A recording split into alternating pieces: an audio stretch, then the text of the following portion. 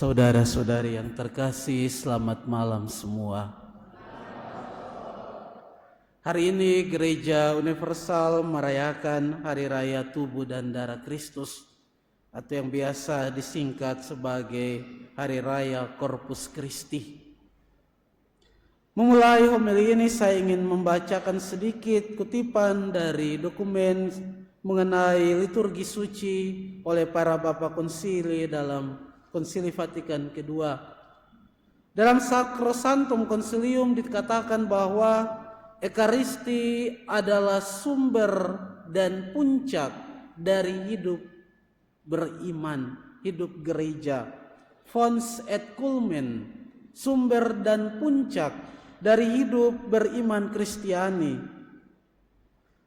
Dikatakan juga bahwa gereja hidup oleh karena Ekaristi. Sumber dan puncak berarti sesuatu yang amat luhur mendalam, sumber dan sekaligus puncak dari hidup beriman Kristiani. Kutipan ini mengajak kita untuk merenungkan kembali bagaimana kita menghayati Ekaristi, bagaimana kita menghayati itu setiap kali kita datang ke Ekaristi. Apakah Ekaristi sudah sungguh-sungguh menjadi sumber dan puncak dari hidup beriman kita? Kadang kita memulai Ekaristi masih banyak kosong, nanti sudah pertengahan sudah full. Atau kadang orang keluar masuk, sedikit keluar ke toilet masuk lagi. Apakah Ekaristi sungguh-sungguh sebagai sumber dan puncak sehingga orang sungguh-sungguh dengan penuh dahaga, penuh kelaparan rohani datang untuk menyambut Ekaristi atau tidak? Ya, kadang juga sebelum berkat orang sudah pulang. Maka hari ini pada hari raya Corpus Christi, gereja mengundang kita untuk merenungkan sungguh-sungguh apa yang direfleksikan secara mendalam oleh para Bapak Konsili. Ekaristi adalah sumber dan puncak, gereja hidup oleh Ekaristi. Kita perlu kembali memaknai sungguh-sungguh Ekaristi sebagai sumber dan puncak yang darinya kita hidup sebagai orang beriman. Dalam bacaan kedua yang kita dengarkan tadi,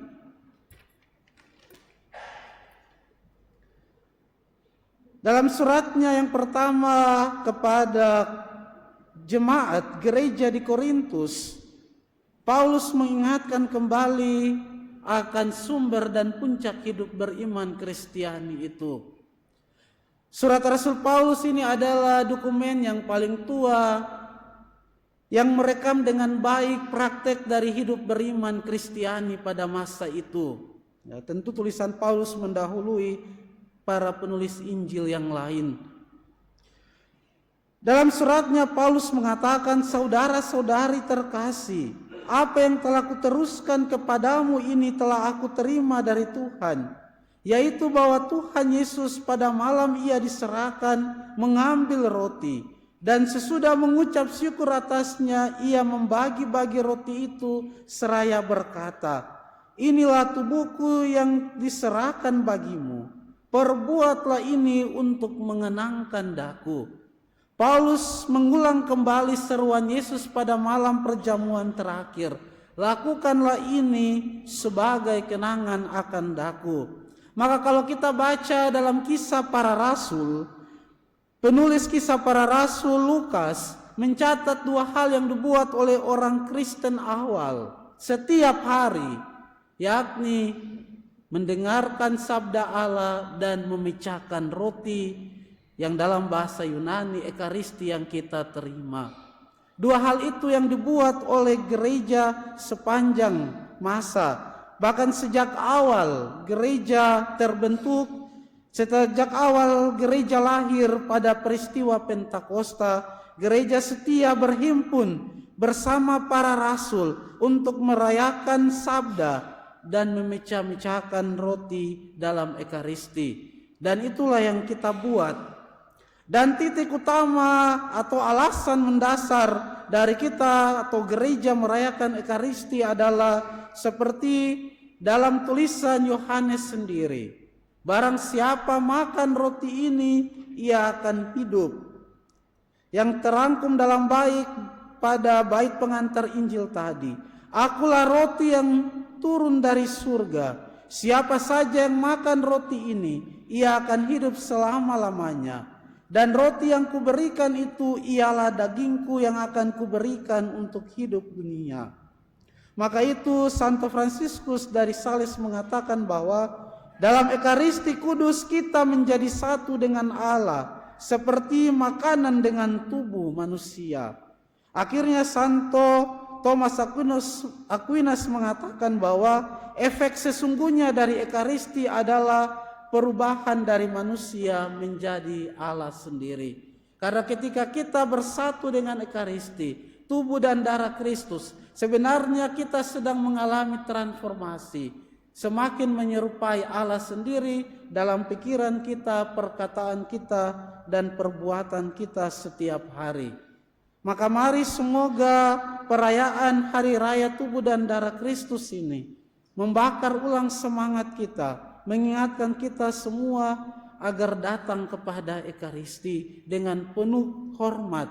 Kita datang dari awal, kita mengawali dengan tanda salib, dan mengakhiri juga dengan berkat dan perutusan, karena Ekaristi itu satu kesatuan, bukan pilihan mana suka. Saya tunggu nanti sudah bacaan saja baru datang, atau lebih celakanya saya tunggu saja nanti komuni baru saya datang, dan sesudah komuni saya pulang saja. Nanti kita seperti Yudas Iskariot, orang yang pertama kali keluar meninggalkan Ekaristi sebelum selesai. Nanti kita jual Tuhan nanti. Maka mari kita ikuti Ekaristi sejak dari awal sampai akhir. Ya. Karena satu kesatuan. Pada awal kita membuka Ekaristi dengan tanda salib. Dalam ritus tobat kita dibersihkan dari dosa-dosa kecil, dosa-dosa yang menutup kita supaya kita layak untuk menyambut tubuh dan darah Kristus. Ya. Dalam liturgi sabda kita disucikan, dibersihkan oleh sabda Tuhan. Kita diisi dengan sabda Tuhan. Dalam liturgi Ekaristi kita disatukan secara istimewa dengan Kristus. Dan sesudah itu dalam berkat perutusan kita diutus supaya Ekaristi yang kita terima, Yesus yang kita terima, kita simpan dalam tubuh kita, itu kemudian lahir dalam kata-kata kita, dalam kesaksian hidup kita yang baik dan benar. Mari kita mohon semoga Ekaristi yang disebut sebagai sumber dan puncak, sebagai makanan rohani kita, sungguh-sungguh membantu kita supaya dari hari ke hari, seperti yang dikatakan oleh Santo Thomas Aquinas tadi, mengubah kita menjadi Allah sendiri karena kita disatukan dengan Kristus. Tuhan memberkati kita semua. Amin.